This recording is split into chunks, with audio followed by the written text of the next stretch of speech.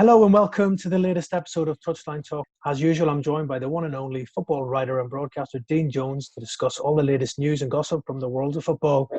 The transfer window might be closed now, Dean, and everything, but Newcastle look like they're making good progress off the pitch right now. It looks like Dan Ashworth, the former Brighton technical director, will be heading to St James's Park to take up a director of football role. This is a pretty key role for Newcastle going forward with their new Saudi-led owners, do you think? He's quite a shrewd operator, Dan Ashworth. Do you think he could be the best signing that Newcastle make? Well, exactly that. It's funny, isn't it, these days in football, when you're looking at appointments behind the scenes as important as the players that you're actually signing. And if you look at Bruno Guimaraes as a statement signing on the pitch, and Dan Ashworth is a statement signing off the pitch. They'll have been doing cartwheels with the news that he was finally resigning at Brighton, because it means they've got the breakthrough they needed, and now they can start to focus on what that summer transfer window is going to mean. I mean, obviously, a big result for them against Everton. It means that they can have even more confidence. They can get out of this. They believe fully that they will on the back of the transfer window that they've just had, and yeah. I think pretty much we've seen the B list of targets all in January. Now let's see what the A list has got, because from what I'm told, it's going to be pretty special. Some of the names that we're going to be linking Newcastle with in the summer if they stay up. Yeah, obviously staying up is the key for Newcastle right now if they are to make these big signings. But yeah, progress is being made with Eddie Howe on the pitch as well, with a couple of good wins back-to-back in the Premier League as well. Dan Ashworth, obviously got a really good background. He's set the foundations for the FA with Gareth Southgate, with England's DNA and everything else. Very forward-thinking, sort of done a good job at Brighton as well, alongside Graham Potter. Do you think him having a good relationship with Eddie Howe is the way forward for Newcastle if they are to sort of break into that top four in years to come? Yeah, it'll be crucial, and I think that they seem like similar-minded people. I think they'll come from the same sort of perspective in where they feel from a football standpoint they should be heading, and I think there'll be every confidence that they'll get on. I think Eddie Howe will realise that there's going to be a lot of challenges that he faces in the future that he's never faced before at Bournemouth. But this will be one of them. There's going to be a lot of people with a lot of opinions. I'm sure he's already noticed that in the past month or so. But I think it probably helps him having Dan Ashworth there as the kind of focal point of that whole system that's going on, because I think there might have been too many voices involved in January, and it kind of all needs to be centralised. Yeah, it was a bit of a mixed bag in January with so many players linked with Newcastle, and obviously they brought in those 4 new signings. But if they do stay in the Premier League, as you said, it could be an exciting summer ahead for Newcastle. Obviously, Ashford had a good track record at Brighton. Some signings, the likes of Leandro Trossard, Tariq Lamptey coming in from Chelsea as well. So it's not just about spending the big money, which he will be able to do at Newcastle. He's definitely got an eye for a player as well. Yeah, and that's really important for Newcastle, because they don't want to be seen as a team that just spends millions of pounds and outbids everyone for players they're not sure if are the perfect fit. They want to be a bit smart as well and make a couple of signings that people might not think are great, but actually are. Maybe Chris Wood is an example of that, a player that, when the takeover happened and you're getting linked with Kylian Mbappe, you wouldn't have imagined they were getting excited about Chris Wood. But ultimately, an opportunity arose and they thought it was a good one to go for. And yeah, I think that he'll have some ideas of the sorts of markets they should be shopping in as well. I think the French market is one that Newcastle are going to continue to explore. I think that's a pretty safe bet. But there'll also be players that are kind of on the fringes at other Premier League clubs right now that I think are going to be looked at as well. Yeah, it's a huge project that Newcastle are hoping to carry out, and they're making steps in the right direction now with the off-field set to join at the end of the season. He's on gardening leave at the minute for Brighton. Big loss for Brighton, though, if you're looking on the other side, Dean, losing somebody like Dan Ashworth. Yeah, massive, because they've had such big progression, haven't they? And they're taken very seriously now in the Premier League. I know that things haven't always gone exactly as Graham Potter would have liked on the pitch, but they've always been so close to being a winning team, even when they've been losing. So, I'm sure that he'll want to be assured that things are going to remain on track at Brighton. And I'm sure, because this has been rumoured for a while, they'll have a good idea of where they're heading now. Yeah, it seems they've got a contingency plan in place with David Weir in there in the interim basis, and he'll get the opportunity, I'm sure, to replace Dan Ashworth. Moving on, Brendan Rodgers has been in the headlines for the wrong reasons this week so far. Dean, he is now the bookies' favourite to be the next Premier League manager to be sacked. I don't think we would have been saying that at the start of the season, that Brendan's job would be under scrutiny at the King Power Stadium. It's been a below par season so far. I think it's pretty fair to say for the Foxes. Crashed out of the Europa League early. They're well off the pace in the top 4 race after 2 consecutive top 5 finishes in the Premier League. Then it was the manner of that FA Cup exit at the hands of Nottingham Forest at the weekend, which has really set alarm bells ringing. Also, quite interesting, Rodgers' comments after the game.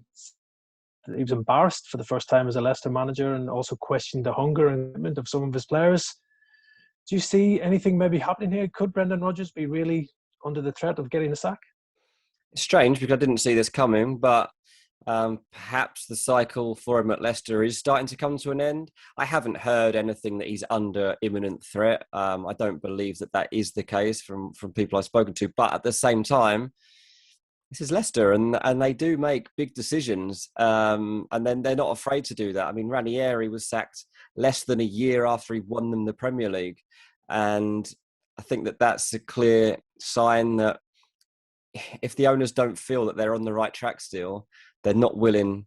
They're not afraid to change things.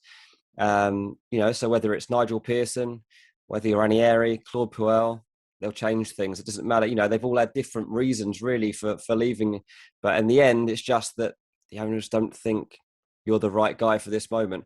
I think it would be a massive, massive call to end ties with Brendan Rodgers, because I think that he's still coveted by so many other clubs, and ultimately I think that if Pep Guardiola was to leave Man City, they'd probably still be knocking on Brendan Rodgers' door. That's how highly regarded he is within the game.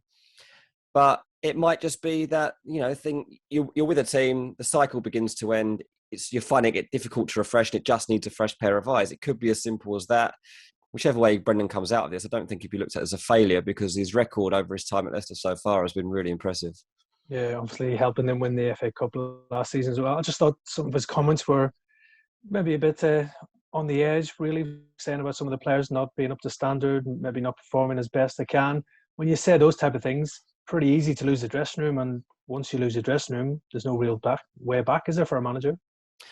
No, but from Brendan's point of view, is it the worst thing in the world if he's not? If things don't go well from here on, and he does lose his job, he's got enough to fall back on to say, well, I've done a good job there.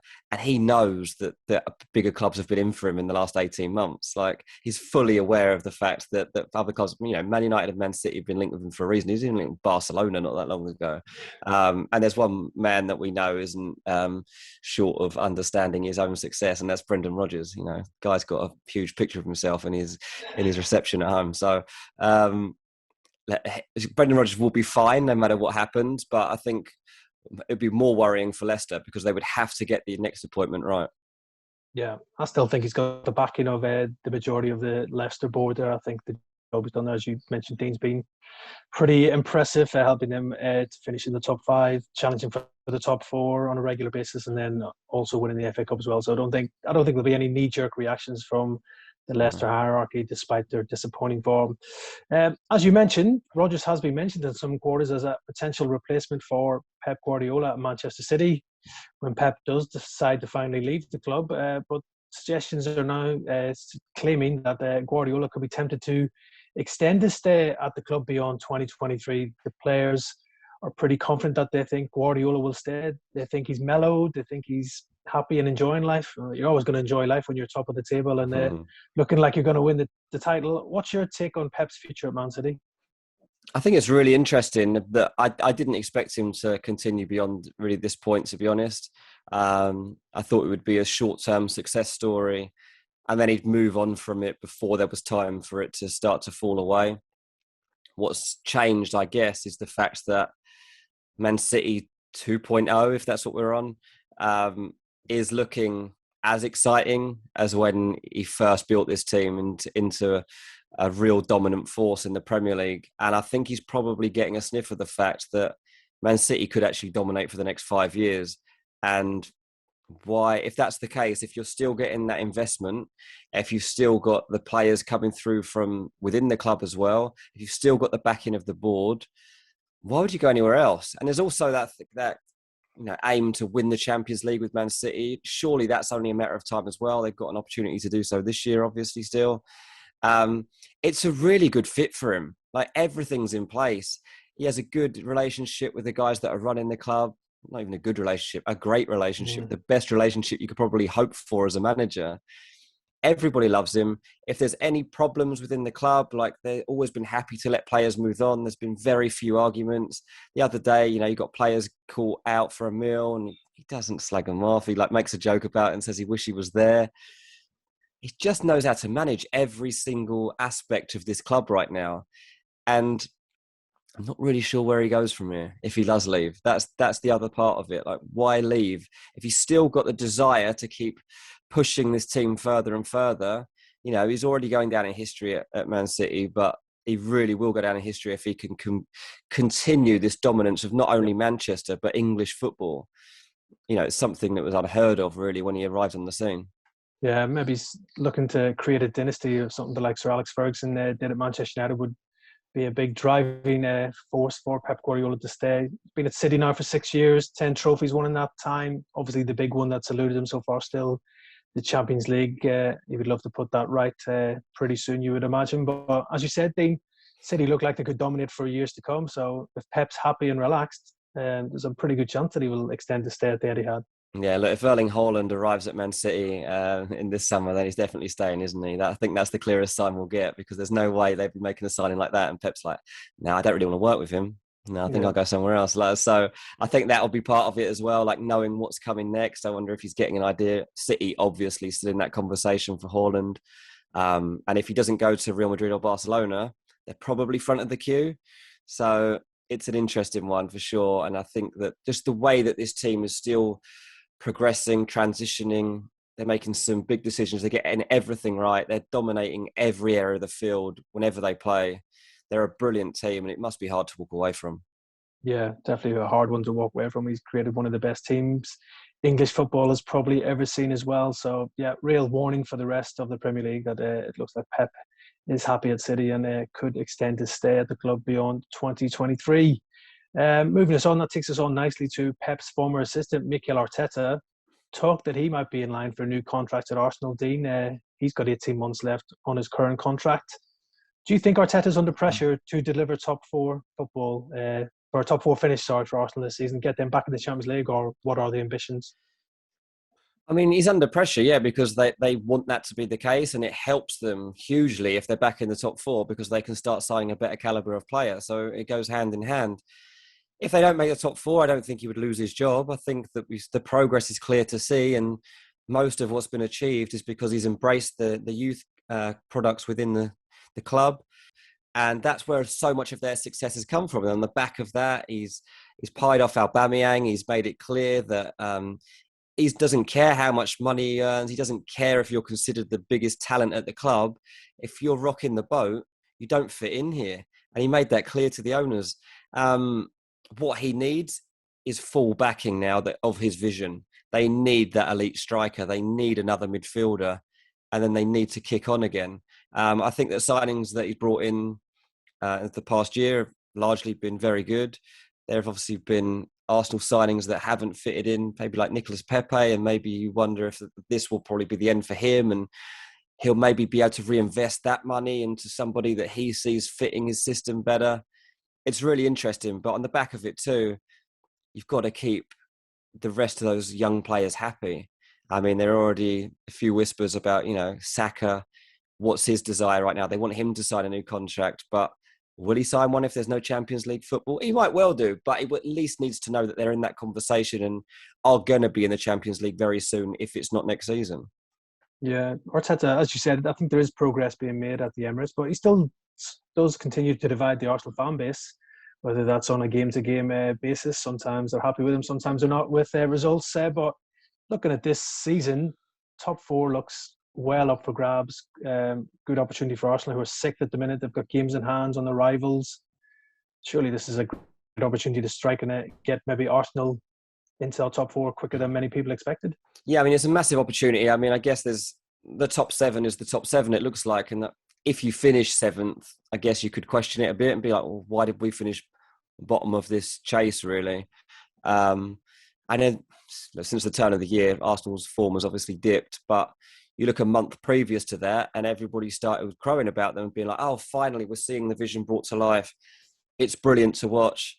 Everybody raving about the young lads that are coming through and finally seeing what Arteta had in mind the whole time. So there's a lack of consistency there for sure. But I guess he would just be saying, look, bear with me and it will become more consistent. Yeah, it's going to be an interesting final few months of the season for Arsenal to see if they can capitalise on the rest of that top four and see if they can get back in the Champions League and Mikel Arteta can still continue his progressive work at the Emirates. One manager who's just recently into the job is Roy Hodgson at Watford. 2 games in, 1 draw and 1 defeat so far for Hodgson. Got a goalless draw at Burnley, followed by a narrow defeat at West Ham.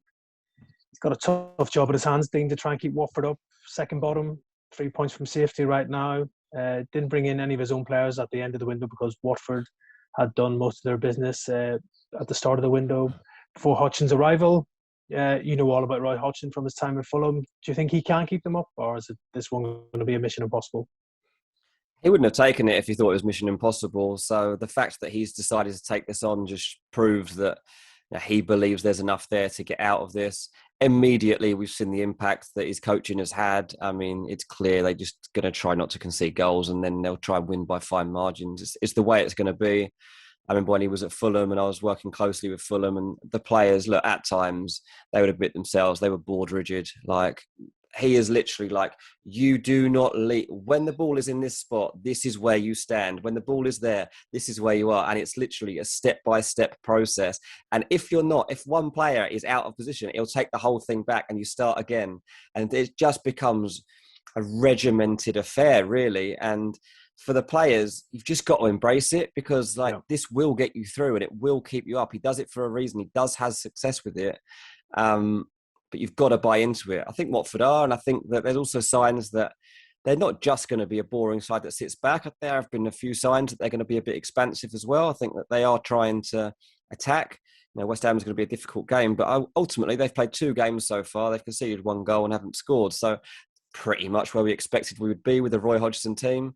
And he'll now expect that things can turn around a little better and that maybe next time around they win by that odd goal and then you've boosted your chances. So it's going to be a long, second half of the season for Watford, but his aim will just be that going into those last few games of the season, they've still got a fighting chance. He's done it before and kept teams up, so he'll believe he can do it again. Yeah, I think Watford will be happy they've got someone like Roy Hodgson. As you said, first game in, clean sheet against Burnley for a long, long time. So he's gone in there and had a direct impact straight away. Also, bringing back a revitalising, confident Ismaila Sarr could be the difference for Watford. He's obviously gone to the AFCON, helped Senegal win the tournament, had a good tournament as well. He can, and he will definitely add star quality to that Watford attack. Yeah, I mean, he'll kind of see him how he viewed Wilfried Zaha and he needs him to turn up and change games for him. I mean, it was very much like that at Crystal Palace for Roy. It was, he knew the foundations of the team were rock solid. He doesn't feel, I don't think, that he got quite enough investment. I'm not sure what he would make of things since he left and how much the vision might have changed since then. But ultimately, Ismaila Sarr could be that guy that changes games for him, and that's what he'll be looking for sure, as I say, because with Zaha, that's all he wanted. He was like, he's our one guy that just gives us something that nobody else can do, and I just need him to turn up more often than he doesn't. Yeah, it might not be pretty for Watford fans to watch. Never is in a relegation dogfight, but they won't care come the end of the season if Roy Hodgson is able to lead them to a brilliant survival fight. But yeah, let's see what happens. It's going to be a real interesting relegation fight with so many teams involved at the wrong end of the Premier League table right now. But yeah, Roy Hodgson, he's been there, done it. He's got the T-shirt. So Watford fans, you're probably in better hands than you were with Claudio Ranieri, in all honesty. So no disrespect to Claudio, but I think Roy's the man to get things right if anybody can. Agree.